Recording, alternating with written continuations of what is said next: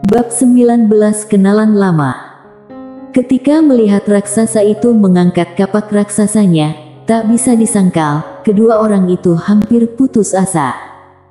Sialan, ada kapak lagi. Sander Ye dan Geri Xiao saling memandang, kemudian saat berikutnya, keduanya berlari menuju portal teleportasi itu. Melarikan diri. Saat itu juga, tiba-tiba terdengar suara udara terbelah. Kemudian, saat Geri Xiao dan Sander Ye baru saja mencapai portal teleportasi, mereka melihat kapak raksasa langsung melayang ke portal teleportasi itu. Boom! Portal teleportasi langsung pecah. Ekspresi keduanya membeku. Tamatlah. Sander Ye melihat ke raksasa itu dan berkata, "Geri, sudah tidak ada pilihan lain." Geri Xiao tetap diam. Tidak ada jalan keluar lagi, pasti tidak ada pilihan lain lagi. Mereka hanya bisa berjuang. Geri Xiao melirik Sander Ye, "Aku akan mengalihkan perhatiannya, kamu cari kesempatan untuk menyerangnya." Setelah berkata demikian, dia tiba-tiba meluncur maju dan melemparkan tombak panjangnya ke arah raksasa. Swoosh! Tombak itu membelah udara, sangat mengerikan. Saat ini, tangan kanan raksasa itu tiba-tiba terbuka, dan di kejauhan, kapak raksasa tiba-tiba terbang kembali ke tangannya. Kemudian, dengan satu ayunan, dia memotong dengan kuat. Bam! Ketika serangan kapak diluncurkan, tombak panjang Geri Xiao segera terlempar, dan pada saat yang sama, Geri Xiao yang berada jauh di sana tiba-tiba melompat dan menangkap tombak yang terlempar, lalu dia berputar sekali dan dengan kuat menusuk ke arah raksasa itu lagi. Sebuah sinar terang memancar dari ujung tombak. Raksasa itu tidak menunjukkan ekspresi, dia mengangkat tangan dan melawan dengan kapak. Bam! Dalam sekejap mata, Geri Xiao terpental hingga puluhan meter. Hampir pada saat bersamaan, Sander Ye muncul di belakang raksasa seperti hantu, dia langsung menusuk leher raksasa itu dengan pedangnya. Put! Pedang menusuk beberapa inci ke dalam dan terjepit. Sander Ye terkejut, ia segera melepaskan energi pedangnya, dan kemudian berguling ke samping dengan cepat. Hampir dalam sekejap, sebilah kapak raksasa menyapu melewati posisinya barusan.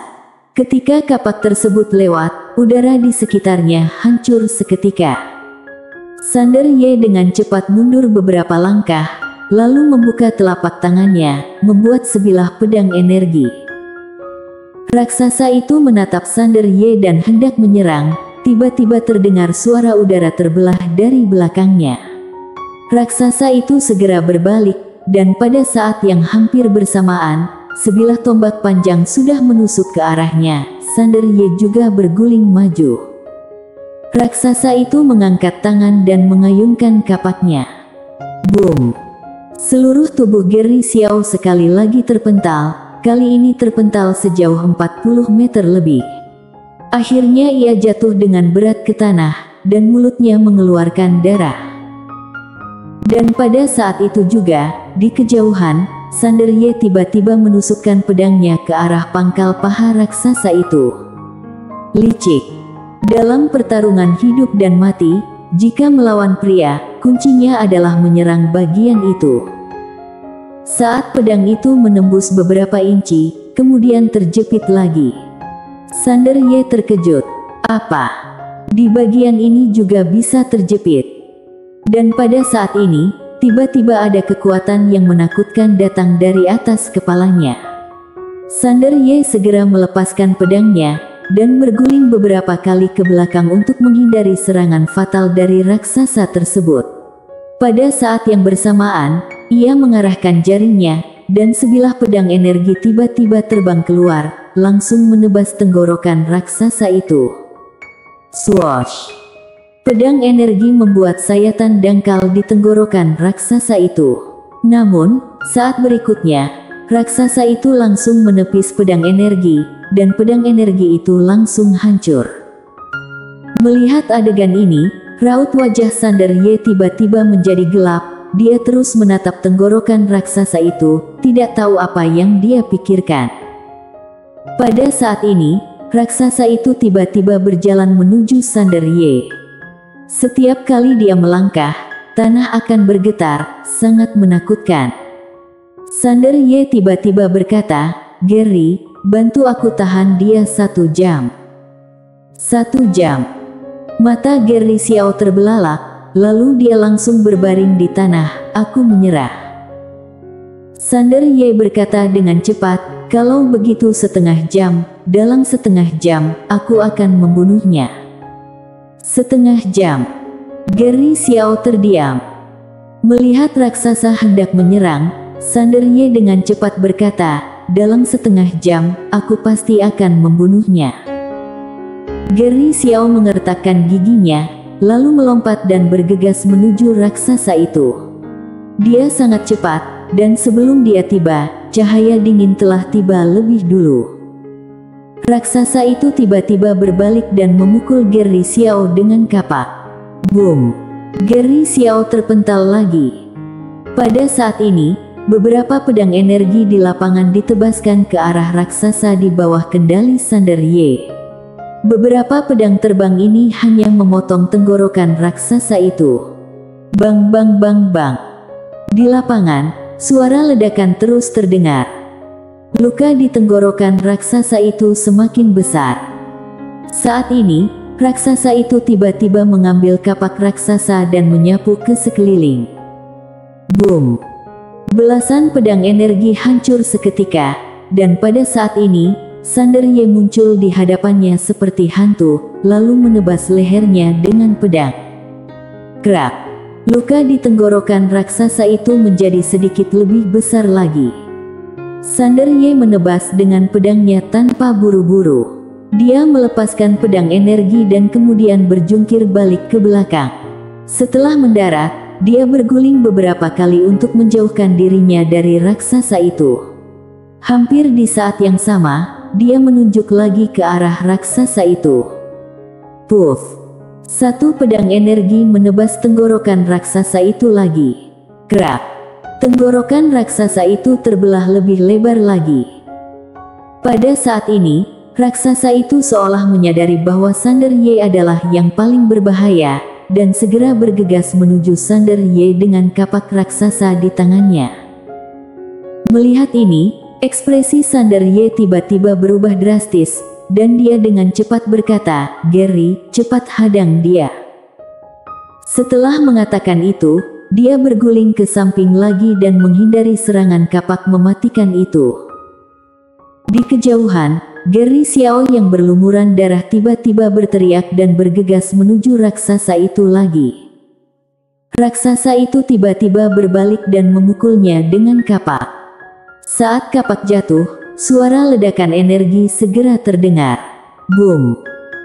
Seiring dengan sinar tombak dihancurkan, Gary Xiao terlempar lebih dari 50 meter jauhnya, dan akhirnya menghantam tanah dengan keras. Tubuhnya bergetar beberapa kali dan darah terus mengalir dari mulutnya. Dan saat ini, lagi-lagi beberapa pedang energi menghantam tenggorokan raksasa itu satu demi satu. Bang bang bang.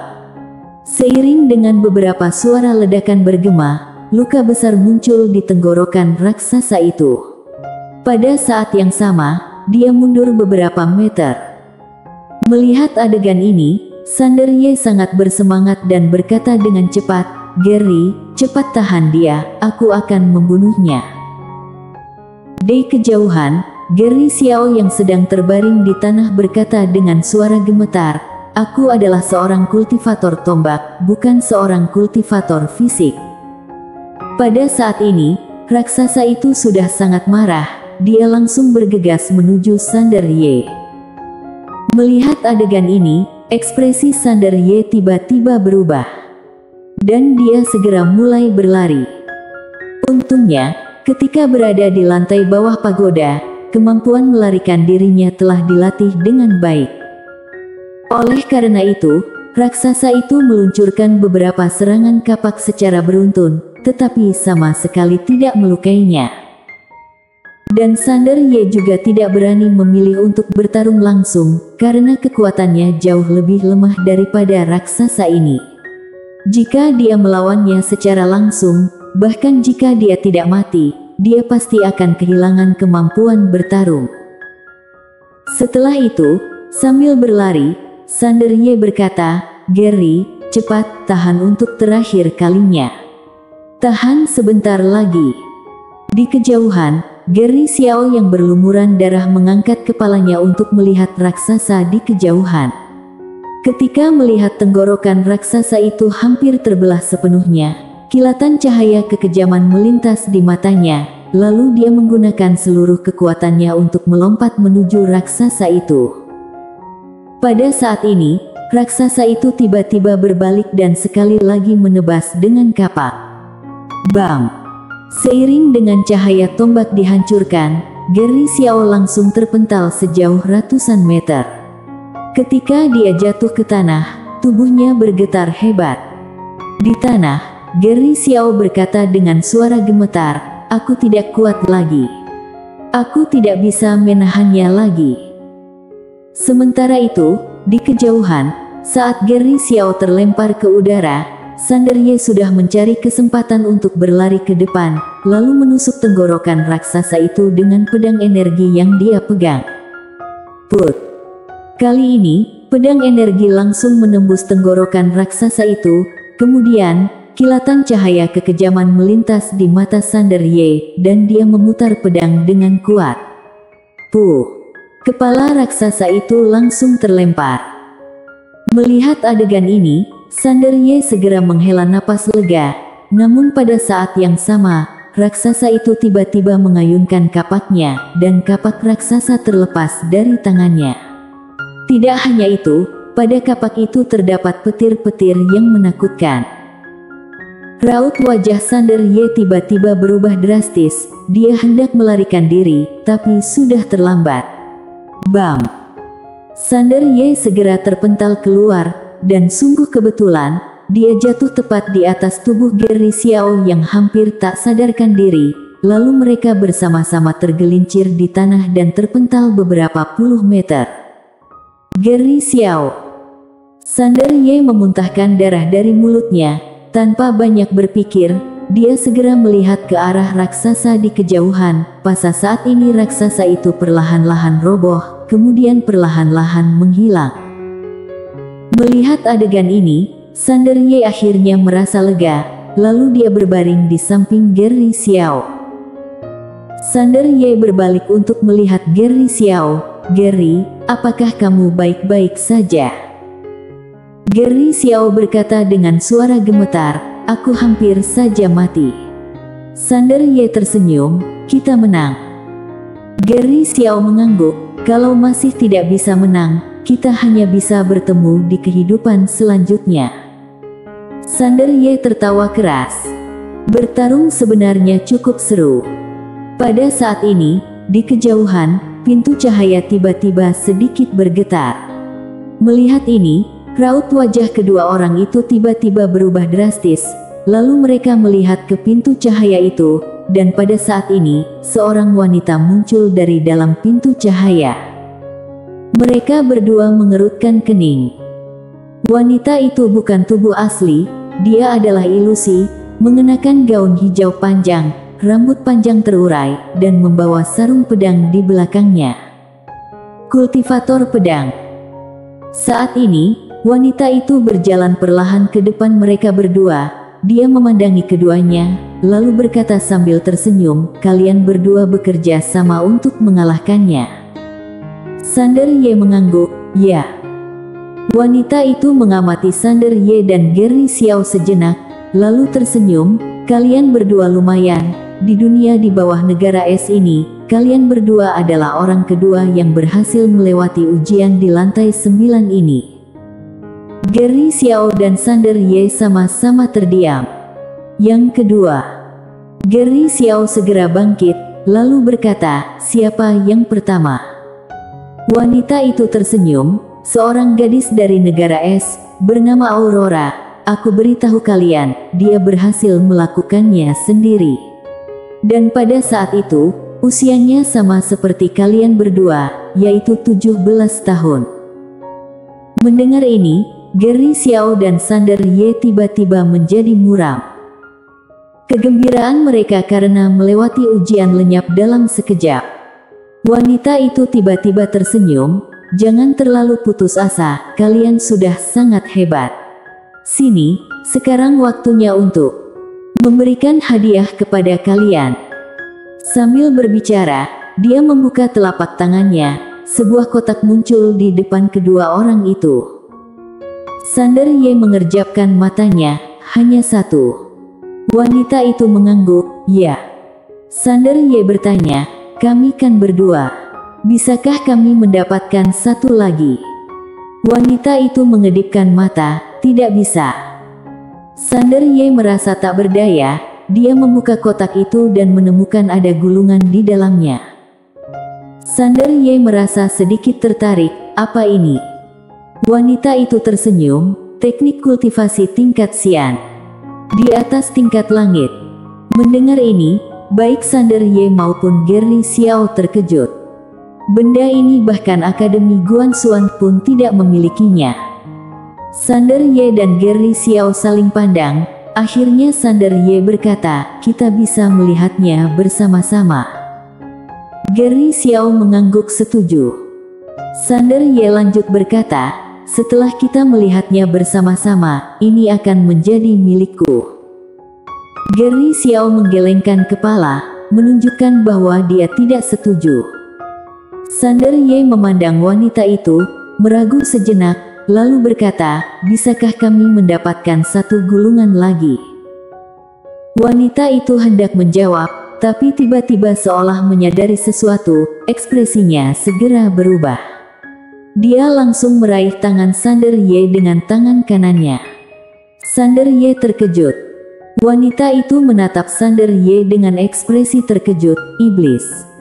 Setelah mengucapkan kata itu, dia tidak melanjutkannya. Sander Ye bingung. Beberapa saat kemudian, wanita itu menatap Sander Ye dengan pandangan yang lebih lembut, kemudian melepaskan pegangan tangannya dan berkata sambil tersenyum, "Tidak masalah." Sambil berkata demikian, dia mengeluarkan sebuah kotak dan memberikannya kepada Sander Ye. Mendengar itu, baik Sander Ye maupun Geri Xiao sangat senang. Wanita itu menatap Sander Ye, tatapan matanya lembut dan ada sedikit kerumitan. Beberapa saat kemudian, dia berkata dengan suara pelan, "Tubuh ilusiku akan segera menghilang. Aku menunggu kedatangan kalian di Akademi Pusat." Sander Ye menatap wanita itu dan bertanya, "Senior berasal dari Akademi Pusat?" Wanita itu tersenyum, "Ya, Akademi Guanxuan di alam semesta Guanxuan, Akademi Pusat sangat menarik. Jangan lupa untuk datang." Setelah berkata demikian, dia mulai menjadi semakin transparan, dan tak lama kemudian dia benar-benar menghilang. Pada saat ini, dalam pagoda kecil, suara pagoda kecil tiba-tiba terdengar, "Natalie Ye, tak disangka akan bertemu dengannya di tempat ini dengan cara seperti ini." Suara misterius itu bertanya, "Siapa dia?" Pagoda kecil menjawab dengan pelan, "Waktu itu saat pertama kali bertemu dengannya, dia masih seorang gadis kecil. Tak disangka sekarang dia sudah dewasa." Bersambung.